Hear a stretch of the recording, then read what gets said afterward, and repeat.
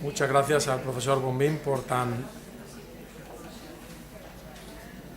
entretenida charla de un tema complicado, pero por desgracia muy habitual. Yo tengo una consulta de medicina deportiva que también trato temas de nutrición y me llegan más de un trastorno de este tipo, normalmente ya enfocados por un equipo, pero sé que son complejos.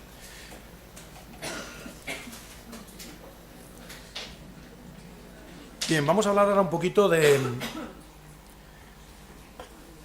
nutrición, ejercicio y salud, y lo he titulado como aquellas preguntas y sus respuestas que deberíamos ser capaces de contestar en nuestra consulta.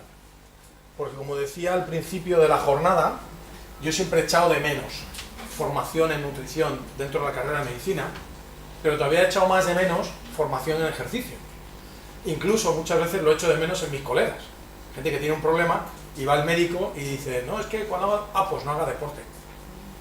Es algo que debería estar prohibido en la carrera de medicina, cuando hoy por hoy tenemos perfectamente claro, a ver si lo ubico con esto. Estos son efectos especiales, pero el paso de diapositiva.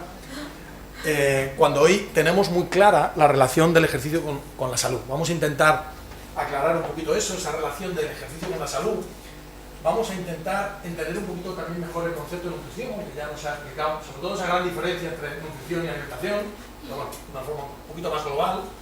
Y vamos a ver interacciones entre ejercicio y nutrición, que luego las veremos en el caso específico de los diabéticos de una manera muy singular y que además yo creo que es muy ilustrativa, porque el diabético probablemente es un paradigma de gran interacción entre ejercicio y nutrición. Y si me da tiempo, intentaré marcar algunas pautas sencillas para algunas patologías, en plan que tengan la diabetes, pues lo voy a pasar por alto, y desmontar algunos falsos mitos, como me gusta decir a mí, mitos y falacias, de esos que hay sobre mucho la ciencia. Entonces, bueno, así visto parece todo un poquito pesado, ¿no? Pero vamos a intentar hacerlo un poquito más ligero. Entonces, bueno, pues os pido que confiéis un poquito en mí y que os lo toméis con alegría y con buen ánimo. Lo que parece obvio es que la nutrición y el ejercicio son los pilares de la salud. Ya sin ir, en el caso del ejercicio, al famoso estudio de los buses o de los carteros en Londres, esa interacción de nutrición y ejercicio, esa sinergia que para nosotros es una palabra muy bonita, ya nos la establece la Organización Mundial de la Salud cuando en el año 2004 establece una estrategia mundial. La Organización Mundial de la Salud, desde su creación, sobre todo se ha dedicado más a los países del tercer mundo, a los problemas del hambre, de las epidemias, etcétera, etcétera, y de repente descubrió que para su mundo civilizado, que teóricamente le sobraba de todo, y vio que se les estaban complicando las cosas por el otro extremo, ¿no? Y entonces estableció una estrategia mundial, hablando pues un poquito de lo importante que es la actividad física y un correcto régimen alimentario, por eso también es un régimen alimentario, la calidad de la alimentación, para tener esa buena salud. Y bueno, en algunos campos en concreto, y aquí por ejemplo esto es la perspectiva, la comunicación de la Organización Mundial de Investigación contra el Cáncer, que ahora parece que lo hemos vuelto a escuchar por parte de la OMS y todo el mundo se ha asustado, pero desde hace muchos años llevaba esta organización diciendo que el consumo de carne roja era poco recomendable desde el punto de vista del desarrollo de enfermedades neoplásicas, ¿no? Pero bueno, aparte de otros puntos de vista. ¿Se me escucha bien? Te voy a poner el micro para la grabación, ¿vale? Que si no, no... bien. No. A mí no me preocupa para nada. Entonces, bueno, pues esa interacción de estos dos elementos, de la correcta nutrición y de la correcta práctica de actividad física, que voy a llamarla así, la sabemos desde hace tiempo, y lo que es más importante es que, siendo un pilar fundamental de la salud, es algo que no va en cajita, que no tiene color y que no se dosifica con 1 al día o 2 al día, sino que es algo mucho más complejo, y en esto también pasa como pasaba con los trastornos de conducta alimentaria, es que es un hábito, es que es una forma de vida, es una forma de vida. Y aunque cuidarte es el hábito más saludable, por desgracia, hoy por hoy es el menos habitual. Entonces, tenemos que intentar enseñar a la gente a conectar esa actividad física con esa alimentación. Y lo primero que quiero hablaros un poquito es que hagáis una lectura un pasito más allá de lo que es el ejercicio, porque todo el mundo piensa que el ejercicio es, bueno, pues hacer deporte, y que el ejercicio es bueno, todo el mundo lo pensamos hoy porque como quema calorías, pues como pensamos que tenemos más calorías de las que necesitamos, como el ejercicio quema calorías, es bueno para gastar, ¿no? Es como si pensáramos que somos ricos y tenemos mucho dinero y que es bueno irse de tiendas porque así me gasto el dinero, ¿no? No, el ejercicio es algo bastante más complejo que eso. Mi palabra favorita en toda mi carrera de medicina fue esta, homeostasis. Yo tuve un profesor originario de Valladolid, el profesor don Carlos Belmonte, que vino desde aquí a fundar, digamos, un sistema integrado, que creo que también lo compartí con algunos colegas de aquí de Valladolid, en la Universidad de Alicante, donde yo estudié, y un día, en un examen, que teníamos exámenes de test, con muchas cosas, llegó y escribió en la palabra homeostasis, y dijo, háblenme de esto, y suspendió al 90% de la clase. Yo me quedé tan con ese concepto que yo no sería capaz de entender, ya no solo la fisiología, que es una rama que me gusta mucho, sino nada de la medicina sin el concepto de homeostasis. Porque a veces tenemos una visión todavía muy anatomista del cuerpo y lo vemos como algo estático. Y el cuerpo es una locura, pero una absoluta locura. O sea, todo lo que está pasando ahí dentro es de locos. Cuando yo a veces le cuento a la gente, para que entienda esto, les hago un símil y les digo, mira, vosotros deberíais pensar que el que está ahora aquí no es Julián. Sí, hombre, si te has presentado hace un rato ya. Pero que no es Julián, es la versión, que esto ahora se entiende muy bien, la 5.4 de Julián. ¿Por qué? Porque ya estoy trabajando en la versión 5.5. Y esto es algo tremendo, porque es algo que no tenemos en mente. Un ser humano se renueva, y estos son estimaciones de turnover proteico, todo lo que queráis, y además estimaciones hechas sobre individuos básicamente sedentarios, que en un individuo que hiciera deporte sería más rápido, aproximadamente en 2 años. En 2 años, más del 98% de cualquier persona es nuevo. ¿Qué quiere decir que es nuevo? Quiere decir que lo que había hace 2 años ya no está.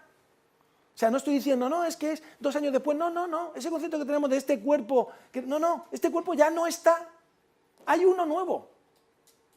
Ese se ha destruido y se ha construido otro. No es como un edificio que le pones una bomba y lo tiras encima y construyes otro. No, es como si el edificio le fueras tirando paredes, le fueras tirando ventanas y las fueras construyendo nuevas.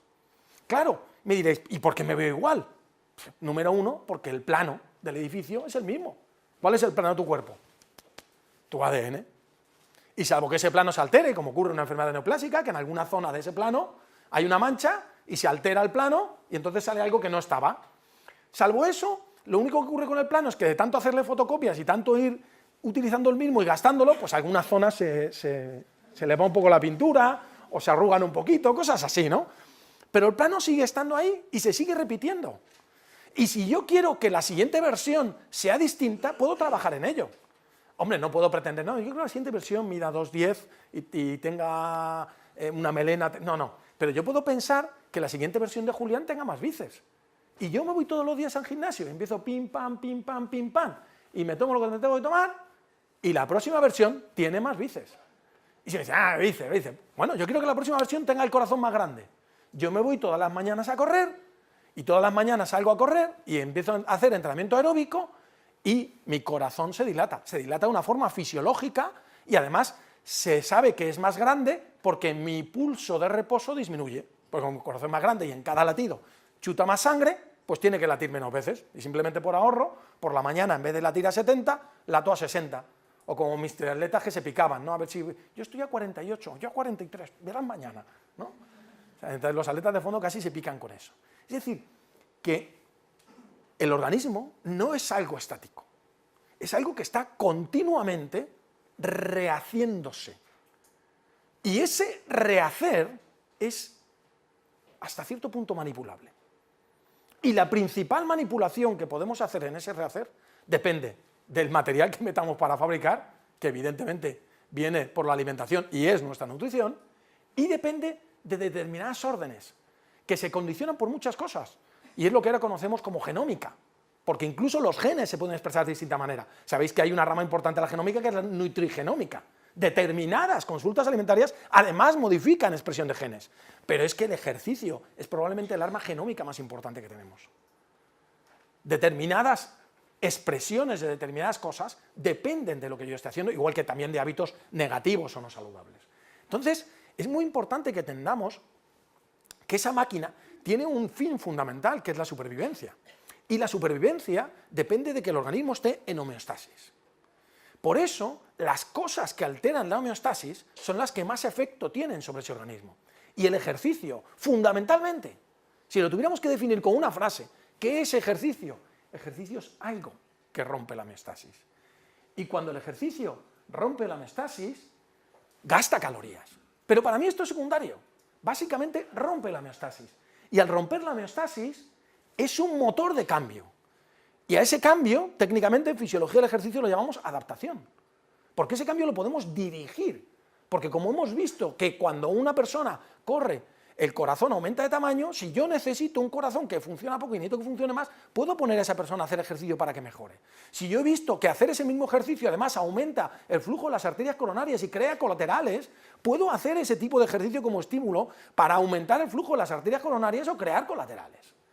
Si yo he visto que ese trabajo aumenta la densidad del hueso, puedo hacer ese ejercicio para aumentar la densidad del hueso. ¿De acuerdo?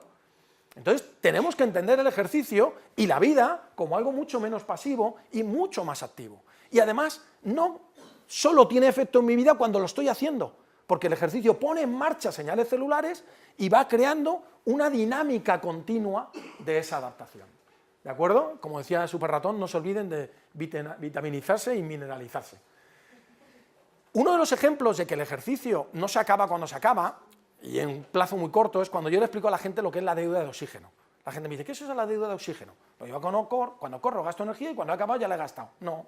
A veces tu organismo utiliza fuentes de energía que son como una especie de préstamo. Cuando tú pides un préstamo, ¿qué tienes que hacer? Pagar intereses. Pues el organismo hace lo mismo. Por ejemplo, mi deporte es el remo. Yo remo en una cosa parecida a las traineras, pero que es el Mediterráneo y que se llama falucho, ¿no? El remo es muy duro, es muy violento, es un ejercicio de muy alta intensidad. ¿Por qué? Porque el que sale primero normalmente gana. Entonces hay que salir primero. Entonces tienes que salir a muerte, pero sales ahí a muerte y tienes que seguir a muerte, porque si no, no eres el primero. Dices, ya que voy el primero no me pasa a nadie. Cuando llegamos al final de una regata, incluso regatas muy cortitas, de 3-5 minutos, tú vienes y me preguntas, Julián, ¿qué tal la regata? Puta madre, ha ido estupendo. Lo que yo sé yo que cuando veníamos para la huella, eso es la deuda de oxígeno. Yo ya he acabado el ejercicio, pero mi organismo está todavía respondiendo a ese ejercicio. Claro, ahí es muy obvio, pero se ha visto que el consumo de oxígeno, que es la medida de lo que yo estoy, digamos, produciendo energía, que se altera por una actividad intensa, como puede ser una clase de colectiva, de spinning, por ejemplo, se mantiene aumentado ese consumo de oxígeno basal hasta al menos 24 o 36 horas. Es decir, que una persona que hace una clase está gastando más calorías durante todo el día. Y es una de las cosas por las que yo le digo a la gente que lo mejor que se puede hacer para empezar el día es hacer ejercicio.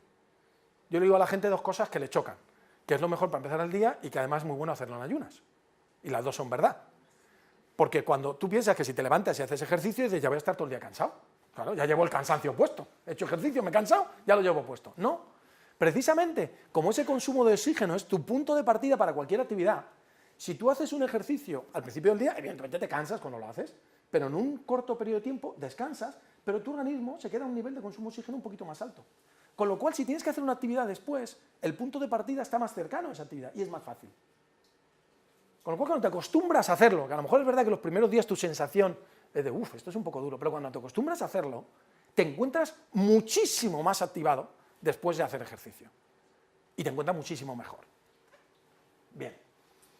Y al final es algo que da años a la vida y vida a los años. Y esto es un fenómeno puramente estadístico. Entre las personas... Esto no sé si es el puntero. ¿O esto? Bueno, es igual. Lo miráis ahí, con la gráfica no es muy grande. Entre las personas que tienen un alto nivel de fitness, donde dice very high fit, y las personas que tienen un bajo nivel de fitness, esos son los que entrenan mucho, y un bajo nivel de fitness, los sedentarios, hay casi una diferencia de 4 veces en cuanto a mortalidad. O sea, dicho de una manera muy simplona, tienes 4 veces más riesgo de morirte si no haces ejercicio que si haces ejercicio. ¿Y qué tenemos que tener en cuenta?